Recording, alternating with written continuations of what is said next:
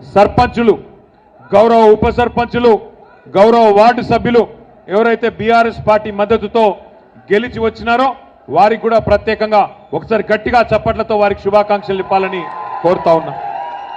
గెలిచిన వారికి మాత్రమే కాకుండా వీరోచితంగా పోరాడి అధికార పార్టీ కుట్రలు, అధికార పార్టీ ఆగడాలు, అధికార పార్టీ అరాచకాలు, మరి మంత్రులు, ముఖ్యమంత్రి గారి డబ్బులు ఇవన్నిటిని కూడా ఎదుర్కొని వీరోచితంగా పోరాడి 1 ఓటుతో, 2 ఓట్లతో, 10 ఓట్లతో, 50 ఓట్లతో ఓడిపోయిన మా తమ్ముళ్ళు, చెల్లెళ్ళు వారందరికీ కూడా ఒకసారి గట్టిగా చప్పట్లతో వారికి కూడా అభినందనలు చెప్పాలని చెప్పి నేను కోరుతా ఉన్నా.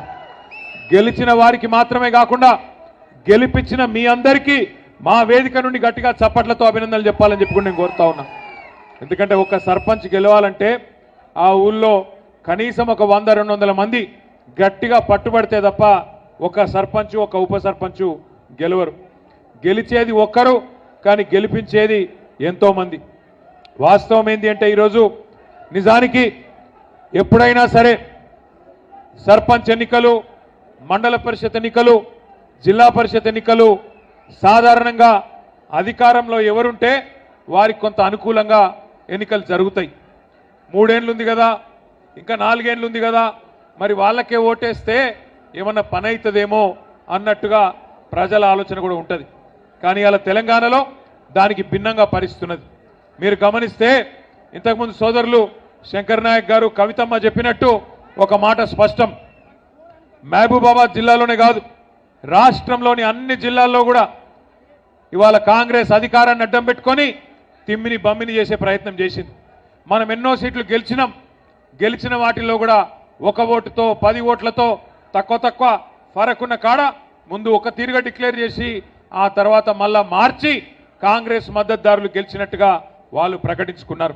అట్లా 1-2 కాదు, మొత్తం తెలంగాణ లెక్క తీసుకుంటే దగ్గర 1000-1500 గ్రామాలు మొత్తం తెలంగాణలో ఉన్నాయి.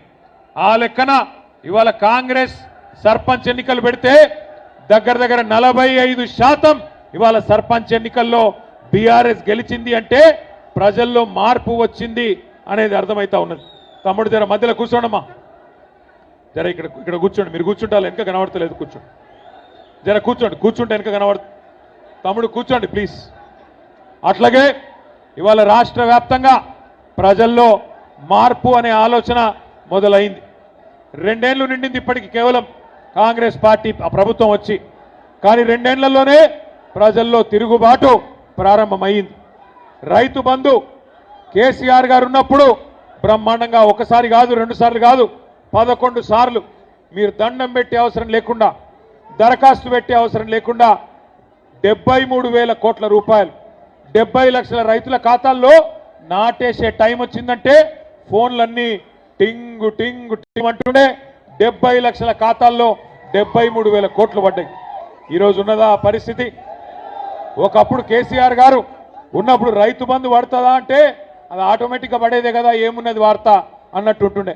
కానీ అలా కాంగ్రెస్ ప్రభుత్వం వచ్చినాక ప్రతి సీజన్కు, ప్రతిసారి నాట్లేసే టైంకు రైతు చూడాలి, ఈసారి ఎత్తడో వెయ్యడో ఏమవుతుందో అనే ఒక ఆందోళన రైతుల్లో ఉన్నది.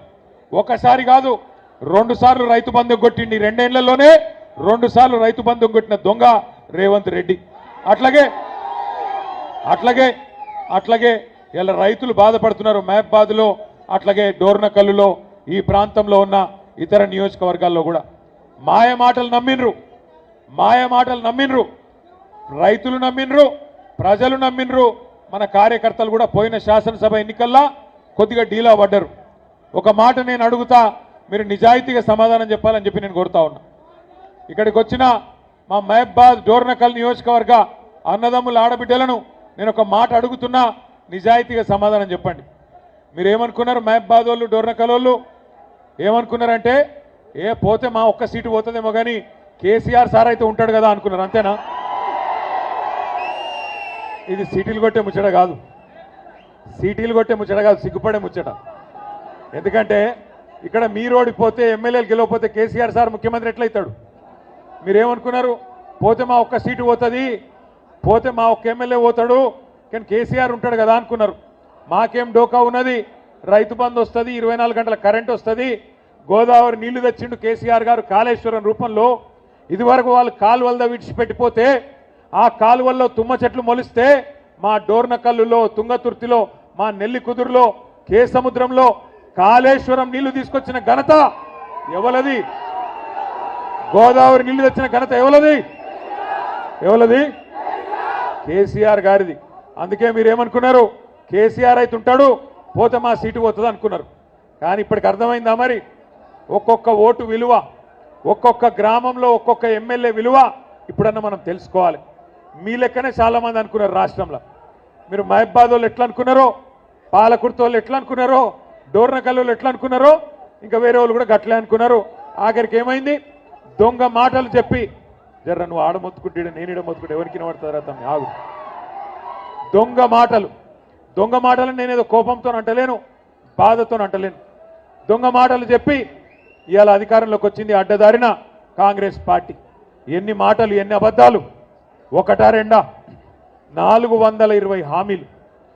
కేసీఆర్ గారు 10,000 ఇస్తే రైతులకు నేను 15,000 ఇస్తా అన్నాడు. కేసీఆర్ గారు కౌలు రైతులను పట్టించుకుంటలేడు, నేను కౌలు రైతులకు కూడా రైతు బంధు ఇస్తా అన్నాడు. ఇవన్నీ 100 రోజుల్లోనే చేస్తా అన్నాడు. కేసీఆర్ గారు రైతు కూలీలను పట్టించుకోలేదు. జాబ్ కార్డు ఉంటే చాలు, నేను ఒక్కొక్కలకు నెలకు 1000 రూపాయలు ఇస్తా, ఆత్మీయ భరోసా అని రైతు కూలీలకు మాటిచ్చిండు. కేసీఆర్ గారు లగ్గం చేస్తే కళ్యాణ లక్ష్మి షాదీ ముబారక్ కార్యక్రమం కింద 1,00,000 రూపాయలు ఇస్తున్నాడు, నేను తులం బంగారం ఇస్తా అన్నాడు. కేసీఆర్ 2,000 పెన్షన్ ఇస్తున్నాడు, నేను ముసలమ్మకు ముసలయ్యకు ఇంట్లో ఉండే ఇద్దరికి 4,000 పెన్షన్ ఇస్తా అన్నాడు. ఒకదానికేమో సోనియమ్మ మీద ఒట్టన్నాడు, ఇంకో దానికేమో ప్రియాంక గాంధీ మీద ఒట్టన్నాడు, ఇంకో కార్యక్రమానికి రాహుల్ గాంధీ మీద ఒట్టన్నాడు. ఇన్ని ఒట్లు పెట్టి, అడ్డమైన మాటలు చెప్పి, అరిచేతిలో వైకుంఠం చూపెట్టి గద్దెనెక్కిండ్రు అత్యవసర మార్కులతో కాంగ్రెస్ వాళ్ళు. 2 ఏళ్ళు అయిపోయింది. 100 రోజులు అన్నారు, గ్యారంటీ కార్డులు అన్నారు, బాండ్ పేపర్లు రాసిచ్చిండ్రు. మరి 2 ఏళ్లలో ఏం పీకిండ్రు నేను అడుగుతున్నా. ఏం చేసింది కాంగ్రెస్ పార్టీ 2 ఏళ్ళు? ఏమన్నా అడిగితే ఒకటే చెప్తారు, ఫ్రీ బస్ ఇచ్చినాం. ఎవలకు ఫ్రీ బస్సు? మహిళలకు ఫ్రీ అట, కానీ మొగోళ్లకు డబుల్ టికెట్ అట. ఇంట్లో ఉండే పిల్లగాళ్లకు చారణ పెంచిండ్రు బస్ పాస్లకు. ఇక ఫ్రీ ఎట్లయితే నాకు తెలియక అడుగుతా. అంటే ఇట్లా అబద్ధాలు చెప్పి రాష్ట్రాన్ని ఆగం చేసి, మంచిగా నడుస్తున్న రాష్ట్రాన్ని ఇవాళ ఆగమాగం చేసే పరిస్థితి తీసుకొని వచ్చినారు. మన ప్రజలు కూడా నమ్మిండ్రు. కేసీఆర్ గారు 2,000 పెన్షన్ ఇచ్చిండు కదా, మరి ఈయన చెప్తున్నాడు కదా 4,000 ఇస్తా అని, ధనిక రాష్ట్రం కదా ఇస్తాడేమో అనుకున్నారు. మరి ఎక్కడ పోయింది ఇవాళ ధనమంతా? ఎక్కడ పోతుంది అంటే ఢిల్లీకి పోతున్నది.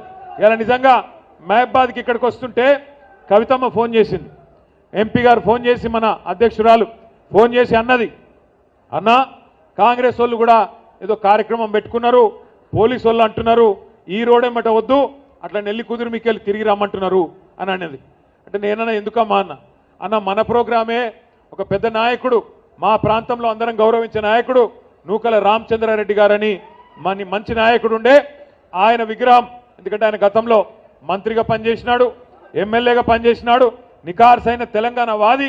నిజానికైతే అప్పుడెప్పుడో 1970వ దశకంలోనే ముఖ్యమంత్రి కావాల్సిన స్థాయి ఉన్న నాయకుడు రామచంద్రారెడ్డి గారు. ఆయనను కాంగ్రెస్ ఎప్పుడో మర్చిపోయిందన్నా, కానీ మన నాయకుడు కేసీఆర్ గారు మహబూబాబాద్ను జిల్లా చేయడమే కాకుండా జిల్లా కలెక్టరేట్ పెట్టి, ఆ జిల్లా కలెక్టరేట్ ప్రారంభోత్సవానికి వచ్చినప్పుడు అందరూ కాంగ్రెస్ వాళ్ళు మర్చిపోయిన రామచంద్రారెడ్డి గారి విగ్రహాన్ని పెట్టాలనే నిర్ణయం తీసుకున్నది మన నాయకుడు కేసీఆర్ గారు. కేసీఆర్ గారు నిర్ణయం తీసుకొని రామచంద్రారెడ్డి గారి విగ్రహాన్ని అధికారికంగా పెడుతున్నామని చెప్తే, ఏ రామచంద్రారెడ్డి గారు అయితే ఆనాడు నిజాయితీగా బతికిండో, ఏ రామచంద్రారెడ్డి గారు అయితే కాంగ్రెస్ అధిష్టానానికి డబ్బులు ఇవ్వకపోవడం వల్ల ముఖ్యమంత్రి కాలేదో, ఇలా ఆ రామచంద్రారెడ్డి గారి విగ్రహాన్ని ఢిల్లీకి మూటలు మోసే సన్నాసులు కొంతమంది ఇలా ఆవిష్కరిస్తున్నారని చెప్పి ఇప్పుడే ఇక్కడికి వస్తే చెప్తా ఉన్నారు. ఆలోచించండి, ఎక్కడ రామచంద్రారెడ్డి గారు, ఇక్కడ ఉన్న సన్నాసి రేవంత్ రెడ్డి. ఒక్కసారి ఆలోచించండి. ఆ మహానుభావుడు ఎప్పుడో ముఖ్యమంత్రి అవుతుండే, కానీ తెలంగాణ బిడ్డ కాబట్టి, రేషం ఉన్నోడు కాబట్టి, ఢిల్లీకి గులాం కాదు కాబట్టి ఆయన ముఖ్యమంత్రి కాలేకపోయిండు. కానీ ఇవాళ బ్యాగులు మోసేటోళ్ళు, సంచులు మోసేటోళ్ళు, చెప్పులు మోసేటోళ్ళు వీళ్ళే ఈ ఢిల్లీ గులాం గాళ్ళు ఇలా పెద్ద పెద్ద మాటలు మాట్లాడుతున్నారు.